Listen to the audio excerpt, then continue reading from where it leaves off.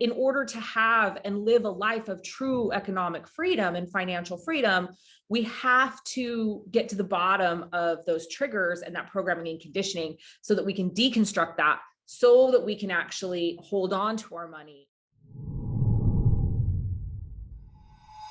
The issue with a lot of people is when they don't look at wealth as a holistic concept, then wealth doesn't end up being sustainable. So for me, I always was able to, I have a great work ethic. I work very, very hard.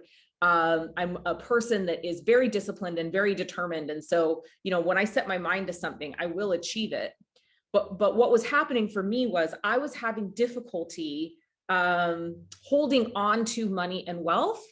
It wasn't sustainable because I hadn't worked through my trauma and I hadn't deconstructed my programming and conditioning. So those traumas inevitably would come up and I would get triggered. The programming and conditioning inevitably would come up.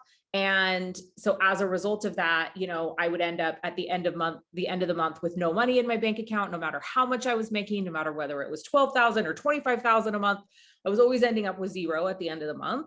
And I was unable to save and acquire and accumulate wealth because I had all of this programming and conditioning, and a lot of it was around worthiness and deserving of having.